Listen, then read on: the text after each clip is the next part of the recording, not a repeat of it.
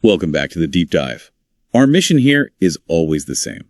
We dig into complex sources, pull out the essential knowledge, and basically hand you the tools to be genuinely well-informed. That's the goal. And today, we're tackling something pretty specific, actually. It's a deep dive into the ethics surrounding spiritual authority, conflict resolution.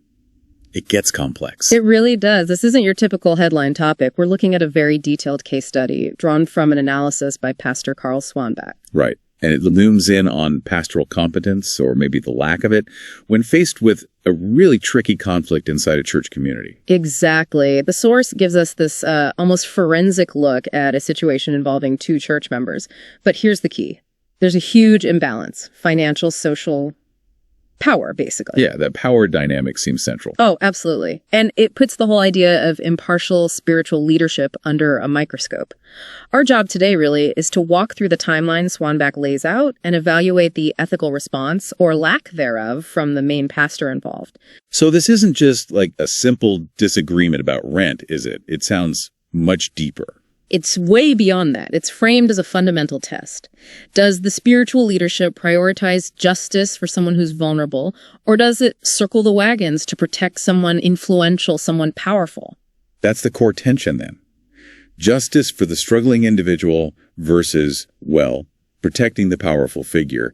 And the source even gives him this title, quasi-deacon. Yes, we'll definitely unpack that. It sets the stage perfectly for this ethical tightrope walk.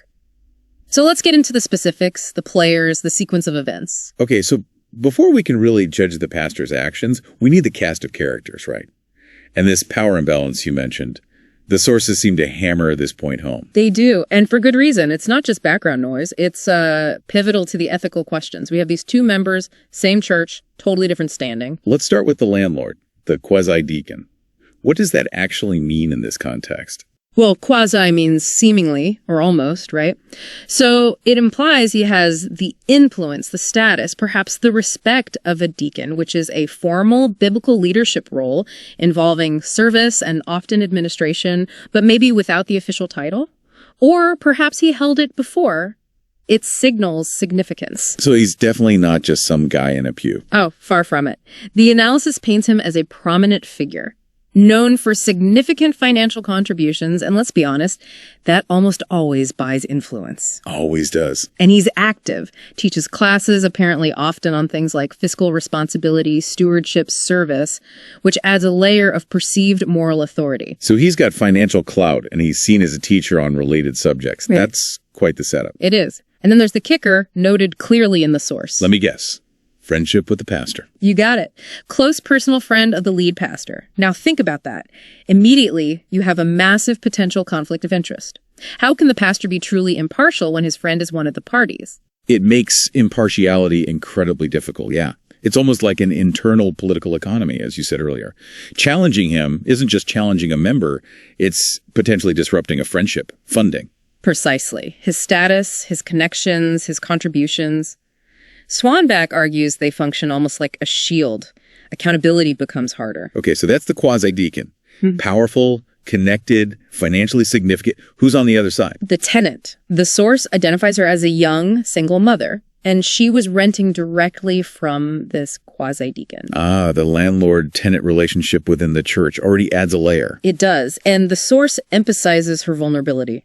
Financial struggles are mentioned, ongoing medical issues. She'd recently had surgery. So picture the contrast. It's stark. Influence, wealth, connections versus vulnerability, financial pressure, health problems, likely isolation. Okay, so that's the dynamic. Now, how did the actual conflict unfold? What's the sequence? It starts simply enough. There's a rental agreement between these two church members. Standard stuff. Then a dispute arises.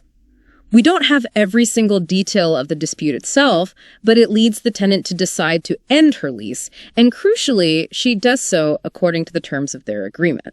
So she followed the contract to terminate. Seems so, but the conflict explodes over the security deposit. When she moves out, the quasi-deacon refuses to return it. Okay, that's a common friction point in rentals. What reasons did he give? The usual ones, according to the source. He alleged damage to the property, maybe claimed she breached the contract somehow. Standard landlord claims in these situations. But again, happening between two people supposedly in spiritual fellowship. Yeah. That changes the context, doesn't it? Dramatically. And what did the tenant do next? This is important for the ethical analysis later. Did you go straight to the pastor? Not immediately. First, she approached the landlord directly, pleaded with him, tried to resolve it privately, which, aligns with that first step in Matthew 18, go to the person privately. Okay, so she tried the direct approach first. Yes. And when that failed, when the quasi-deacon presumably held firm on keeping the deposit, then she reached out to the lead pastor. Okay. So she's now asking the church leadership, the pastor, Yeah. to step in for mediation, assistance. Exactly. Appealing to him in his role as shepherd, as a representative of the church, hoping for some kind of intervention or help in resolving this. This is the first official point where the spiritual authority is brought into the loop. And did it work? Did the pastor intervene effectively at that stage? Well, here's where the narrative gets complicated and frankly disappointing, according to the source. The single mother reported receiving no meaningful help, no real intervention from the pastor at that time. So the church's internal mechanism failed her initially. That appears to be the case presented. And facing that lack of internal resolution, plus her financial needs and health issues, she felt she had only one option left for seeking justice. Let me guess. Civil court. Civil court. She took the quasi-deacon to small claims court, or the equivalent, seeking secular justice because the spiritual avenue seemed blocked. Now, that is a huge step, taking another church member to court. There are biblical passages that discourage that, right? 1 Corinthians 6. Absolutely. Paul advises believers not to air their grievances before unbelievers or secular courts, suggesting disputes should be settled within the church by wise members. We definitely need to talk about the implications of her doing this. But the source suggests she felt she had no choice because the pastor didn't step up. That's the framing, that the initial failure of pastoral mediation pushed her towards the secular system, and the outcome in court... Did she win? She won. The court heard the case, weighed the evidence about the alleged damages versus the deposit amount, and issued a judgment against the quasi-deacon. He was legally ordered to return the security deposit. Wow. Okay, so a secular court affirmed her claim? That should have been the end of it, surely. You would think so. The court even set a specific deadline, June 23, 2025, for him to pay up. This external validation is critical. But based on where this is going, I suspect he didn't pay. That's the next shocking turn, according to the source, noncompliance. Despite a legal court order, the quasi-deacon, this prominent church leader and friend of the pastor, simply failed to return the money by the deadline. Wait a second. Let's pause there because, as you said, the source seems to put a lot of weight on this. Defying a court order. Mm-hmm. That's not just a private dispute anymore. That's breaking the law. Exactly. It escalates things significantly. Romans 13 tells Christians to submit to governing authorities. Defying a court judgment isn't just unethical between believers, it's an act of lawlessness. So the quasi-deacon is now objectively in the wrong, not just ethically perhaps, but legally. He's defying a civil judgment. Correct. The original disagreement might have had nuances, who knows? But once the court rules, ignoring that ruling becomes a clear act of oppression, especially against someone vulnerable. Justice was legally affirmed, but the power dynamic within the church apparently allowed him to disregard it. Which must have been devastating for the single mother. Completely. Which leads to her final attempt. She contacts the pastor one last time. After the court ruling, after the noncompliance. Yes. The source describes it as a humble, almost desperate appeal. She lays it all out, her ongoing struggles, the landlord's defiance of the actual law. She isn't asking the pastor to retry the case. What is she asking then? She's asking the pastor, as the spiritual leader of both of them, to step in and compel this prominent member, his friend, to obey the court's just ruling, to uphold the law and basic fairness. This feels like the absolute moment of truth for the pastor.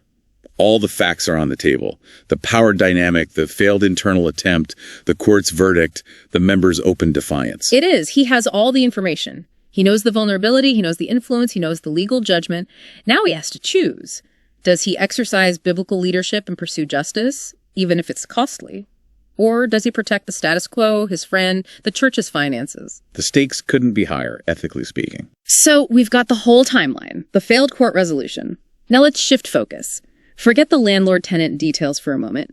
What about the pastor's role? When he got that final plea, what were his actual obligations? Ethically, scripturally. Yeah, what should have happened? What does the rule book, so to speak, say? First off, we need to clarify the nature of her request. The analysis by Swanback is really clear on this. She wasn't just venting to a friend or asking for a personal favor. She's approaching him in his official capacity. Precisely. As a pastor, capital P. As the shepherd responsible for the spiritual well-being of both parties. She was seeking restoration, accountability, justice facilitated by the church structure, not personal revenge. That framing matters. It makes his response, or lack of it, an institutional act, not just a personal one. Exactly. And this leads us straight into the biblical guidelines for handling conflicts between believers. The go-to passage is usually Matthew 18, verses 15 to 17. Right, the 3 steps. Go privately, then take 1 or 2 witnesses, then, if that fails, tell it to the church. Correct. Now, applying that here, the source confirms the tenant did step 1. She went privately to the landlord. Yeah. The complexity comes next. She didn't formally do step 2 with witnesses, did she? She eventually went to civil court instead. Ah, yes. And we mentioned 1 Corinthians 6 advises against believers suing believers in secular court. So could the pastor argue she short-circuited the biblical process, justifying him staying out of it? That seems like a potential defense for him. It's a fair question and a potential loophole, right? She didn't follow the process, so my hands are clean.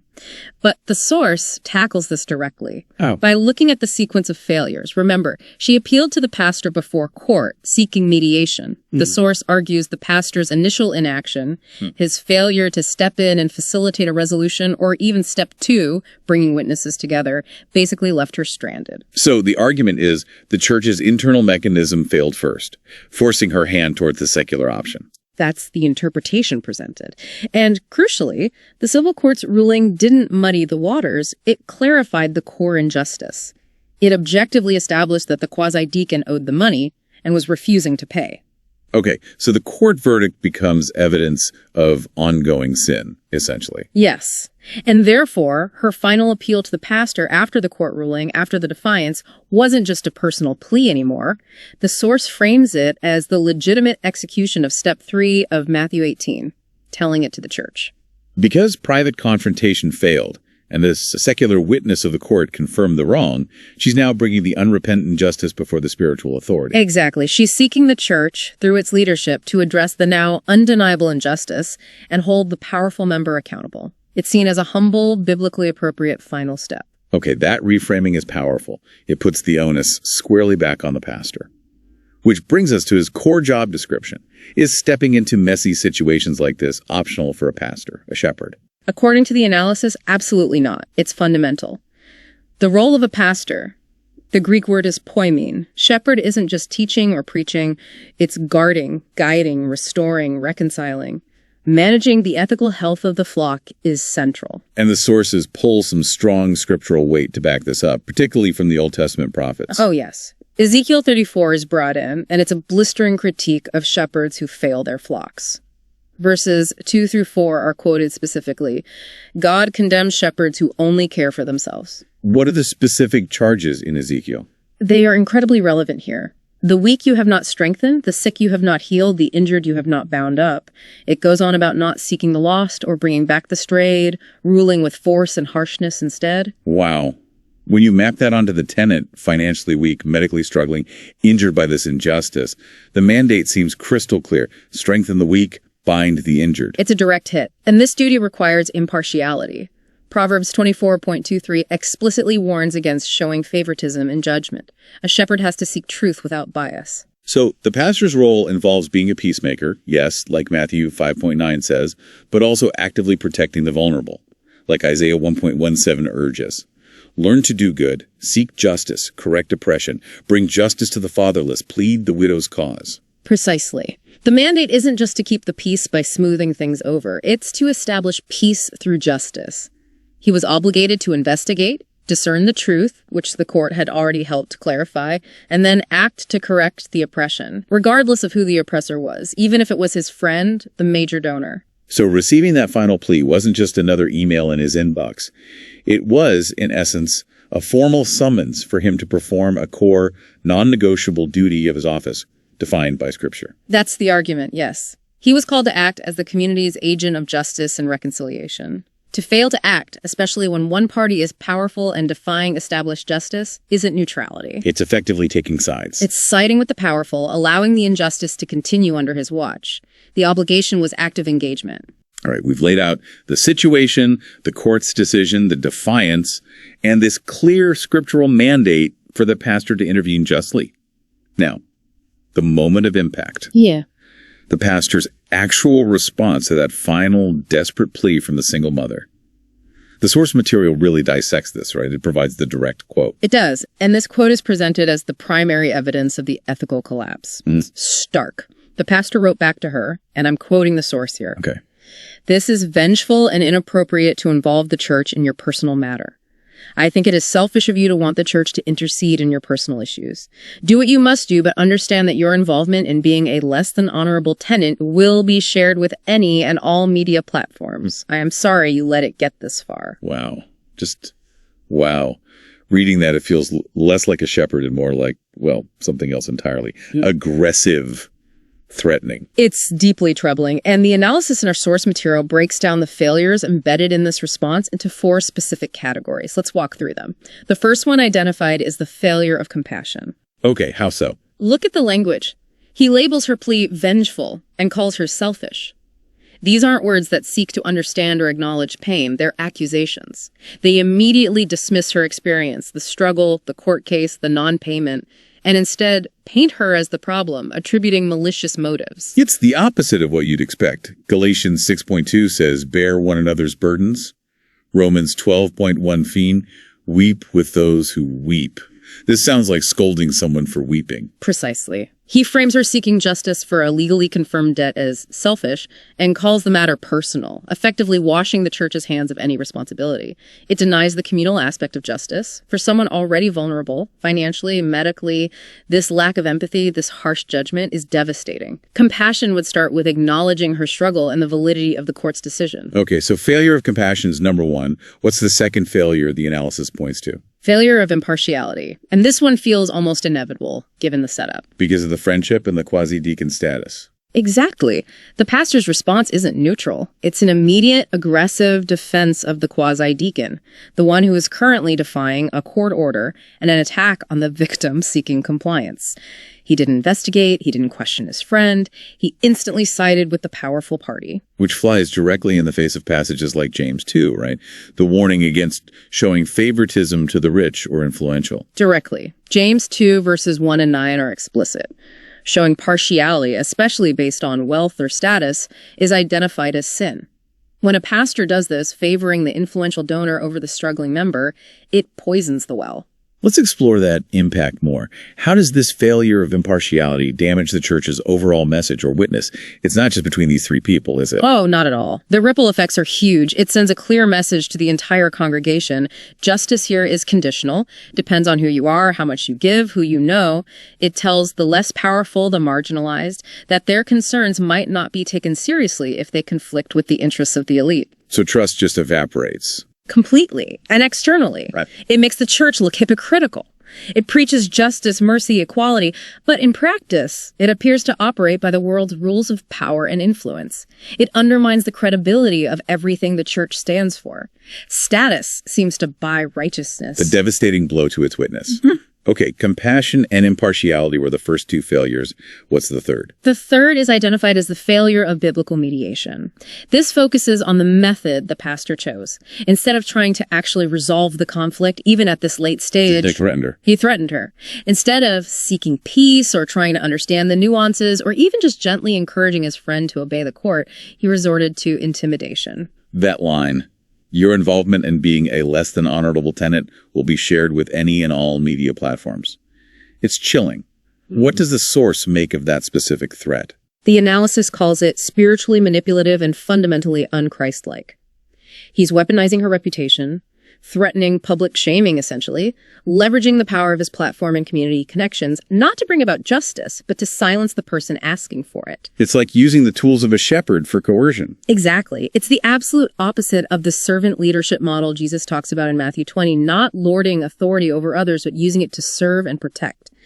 This threat is about control, about forcing her to drop the issue by instilling fear of public disgrace. It's resolving conflict through intimidation, not truth or reconciliation. A complete breakdown of the mediation role. So, compassion, impartiality, biblical mediation. What's the fourth failure? The failure of witness. This sums up the overall damage. How is it distinct from the failure of impartiality's impact? It's related, but broader. The failure of witness encompasses both the internal damage and the external reputation. Internally, as we said, it breeds cynicism and division. People see that leadership protects its own, justice isn't blind. It confirms the fears of those on the margins. And externally, it violates the core command in John 13.35 that the world will know Christians by their love for one another. When leadership facilitates or ignores injustice within the flock, especially protecting a law-breaking member against a vulnerable one, the testimony of love rings hollow. It looks like any other power structure protecting its interests. And the source highlights a specific aspect of this failure of witness related to the court ruling. Yes. The analysis argues the most critical failure of witness was the refusal to uphold justice after the secular authority had already ruled. The church had a chance to show its commitment to righteousness by insisting the quasi-deacon comply with the law. By siding against the victim and implicitly condoning the defiance, the pastor signaled that the church's ethics were subordinate to convenience or internal politics. The witness failed at the precise moment it was most needed. Okay, so the picture painted by the source is one of pretty catastrophic failure on multiple levels. Yeah. Compassion, impartiality, mediation, witness. The pastor chose avoidance and protection over justice. It leaves you wondering, okay, if that was the wrong way, what does the right way look like? What's the positive model for spiritual leaders intervening in conflict? That's the crucial contrast the source wants to draw. Avoidance is presented as dereliction of duty. Godly mediation, active intercession is presented as the biblical standard. And there are clear examples throughout Scripture. Where do we start? Moses. Moses is a prime example, actually. We think of him as the lawgiver on the mountain, but Exodus 18 shows his day-to-day reality. He sat from morning till evening judging disputes among the Israelites. So he was deeply involved in the nitty-gritty conflicts. Absolutely. People brought their quarrels to him, and he judged between them, applying God's statutes. It shows that top leadership must engage with the messy interpersonal stuff to maintain order and justice. It was time-consuming, exhausting work, the polar opposite of the quick dismissive email in our case study. Okay, so active engagement, not avoidance. Who else models this? Samuel. Samuel, yes. As one of Israel's judges, his reputation rested on his impartiality, 1 Samuel 7. He traveled a circuit, judging disputes fairly. People trusted his authority because he wasn't seen as biased or self-serving. He embodies that necessary characteristic of impartial, accessible justice from spiritual leadership. Moving to the New Testament, what about Jesus himself? What was his approach to conflict resolution? Well, Jesus' teaching puts the onus squarely on the community, and especially on the individuals involved, to pursue reconciliation proactively. Think about Matthew 5, verses 23 and 24. The part about leaving your gift at the altar. Exactly. If you remember your brother has something against you, leave your offering, go and be reconciled first, then come back and offer your gift. Reconciliation takes precedence even over acts of worship. This implies a duty for leaders to facilitate that reconciliation when parties can't manage it themselves. The pastor should have been enabling that process. And then there's the Apostle Paul. The source brings him up, specifically regarding a very tricky mediation case. Yes, the letter to Philemon. This is perhaps the most direct New Testament example of pastoral mediation in a high-stakes conflict. Remind us of the situation there. You have Philemon, a wealthy Christian leader, and Onesimus, his slave, who ran away, which was a serious offense, legally and socially, but who then became a Christian through Paul's ministry.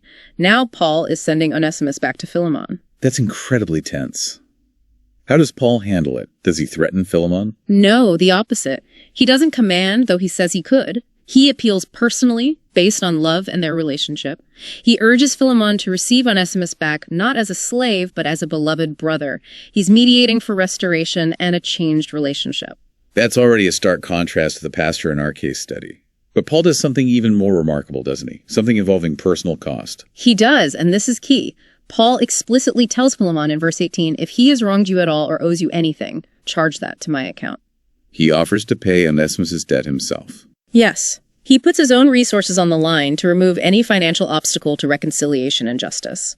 Paul demonstrates that true spiritual mediation isn't detached advice-giving.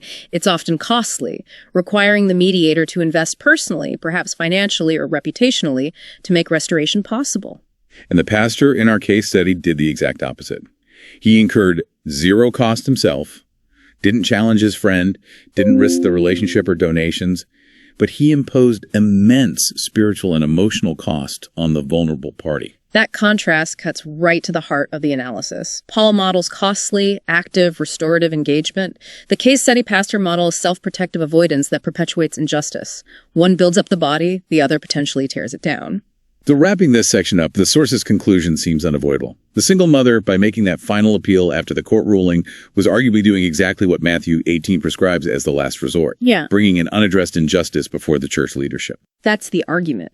And the pastor's duty wasn't to protect the institution's comfort or his personal relationships, but to shepherd all the sheep, which includes administering justice impartially, especially for the vulnerable.